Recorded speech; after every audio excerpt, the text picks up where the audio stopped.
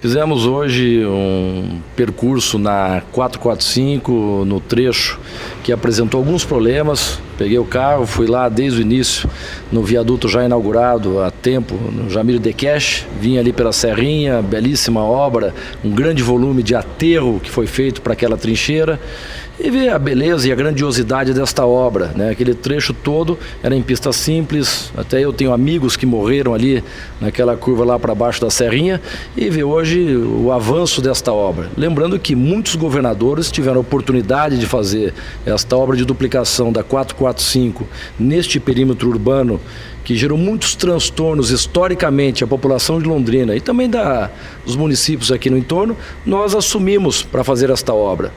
E tem hoje cerca de 85% dela já liberada para o tráfego. E funciona bem, os resultados são muito bons, reduziu em cerca de 70% o número de acidentes. Alguns trechos, me diziam hoje, que levava quase 1 hora para percorrer, hoje se percorre em 10 minutos, com muito conforto, comodidade e segurança. E os 2 viadutos que tivemos o maior problema, que é o viaduto ali, ou a trincheira, da 10 de dezembro, contratamos 2 consultorias, uma de São Paulo e a outra de Curitiba, com especialistas em engenharia, que chegaram à mesma conclusão, que em princípio não apresenta problemas esta obra, é o que me falaram hoje, o pessoal do DR. Mas mesmo assim, em janeiro está chegando o equipamento importado, o tal do inclinômetro, que faz a primeira medição em janeiro, e ali já tem a possibilidade de abrir para o tráfego de veículos. E depois uma segunda medição, se houve alguma inclinação na estrutura dessa trincheira, aí suspende. Mas eles acham que não vai ocorrer e pode já permanentemente abrir para o trânsito de veículos. E a outra trincheira lá da Valdemar Espranja, que tem alguns problemas apresentados, a 10 de dezembro já tinha sido feito obras de reforço.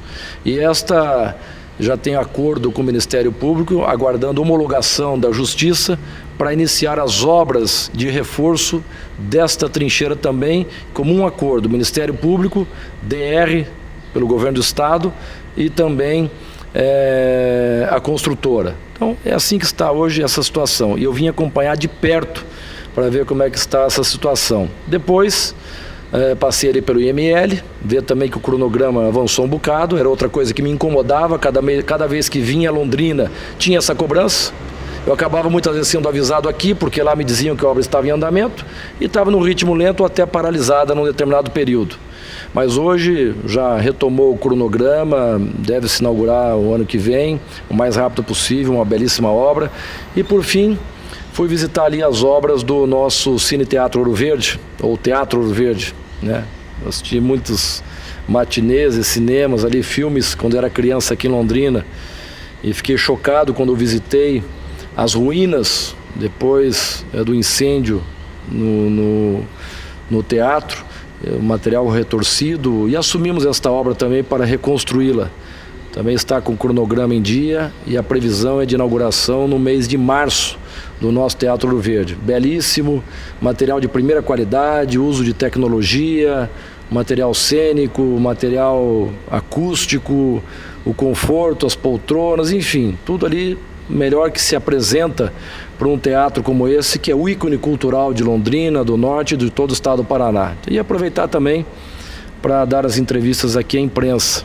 Amanhã cedo vou a Brasília, no encontro do meu partido, o PSDB, de prefeitos, governadores, discutir a situação atual econômica do país, que é muito grave, alarmante. Temos visto aí administrações públicas, prefeituras e governos de estado com pires na mão em Brasília, aguardando um socorro para pagar a folha de pagamentos, para honrar o salário do 13º salário dos servidores.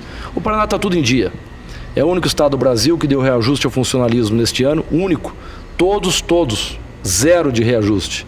O Paraná concedeu ao funcionalismo 10,67% de reajuste nos seus salários. E já anunciamos, agora para o final do mês, dia 30, a antecipação de uma parcela do 13º salário, 50%. Isto revela respeito e valorização aos servidores, também revela uma boa situação financeira do Paraná, enquanto os estados, 12 já manifestaram dificuldade de pagar o 13º, o Paraná está adiantando.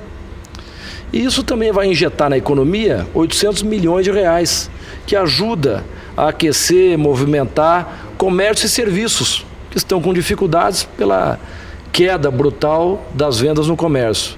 Então a situação, vejo assim de forma otimista, apesar da gravíssima crise do Brasil, e o Paraná hoje se destaca no cenário nacional com uma melhor situação financeira e a melhor situação fiscal, porque nós tivemos a coragem, há 1 ano e meio, 2, de promover o ajuste das contas públicas no estado do Paraná.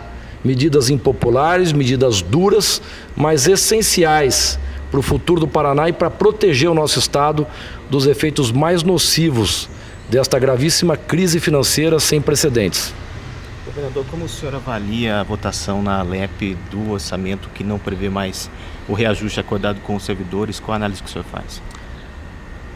Bom, eu fiquei otimista com a vitória da proposta do governo, e não é que cancela o reajuste, não. A proposta é muito clara, dizendo que nós vamos implantar, e os sindicatos me apresentaram 6 ou 8 meses atrás, como prioridade a implantação de promoções e progressões. Isso nós estamos assegurando, e posso dizer porque fizemos o ajuste. Se não tivéssemos feito o ajuste, como os demais estados, nem se falava em reajuste. Não estão conseguindo pagar o salário do mês. Estamos, inclusive, volto a insistir, antecipando o 13º salário. Mas vamos implantar promoções e progressões que equivalem a 1 bilhão e 400 milhões de reais. E o reajuste que era previsto para janeiro, com a mudança na LDO na Assembleia, a proposta do governo é muito clara, diz o seguinte: vamos suspender o reajuste de janeiro, aguardando uma melhora da economia e que o Estado tenha capacidade financeira para honrar com esse compromisso, porque é óbvio, não podia ser diferente. É minimamente responsável essa atitude. Se não tem dinheiro, como é que vai pagar? Então a proposta é clara: tendo capacidade financeira, o Estado daí, depois de pagar, implantar as promoções e progressões, vai dar o reajuste ao funcionalismo, que também totaliza o reajuste 2 bilhões e 100 milhões de reais. Um somado com o outro, 3 bilhões e meio de reais. Agora, o que deve ser preservado é o interesse público. Está mais do que na hora do interesse público se sobrepor ao interesse corporativo, né? Não podemos mais aceitar imposições, exigências, solicitações de demandas permanentes corporativas que são insaciáveis e infinitas, em detrimento do interesse do contribuinte paranaense. 11 milhões e meio de habitantes que precisam de melhores serviços públicos com mais qualidade, precisam de mais policiais nas ruas, mais viaturas, ambulâncias, hospitais, rodovias em melhores condições de conservação e duplicações, investimentos nos municípios com mais obras, e é isso que o nosso governo tem feito hoje. Aliás, neste ano, estamos cumprindo o orçamento com a previsão de investimentos em infraestrutura, com obras que é recorde. E o ano que vem nós vamos ainda superar esta meta, com mais investimentos ainda.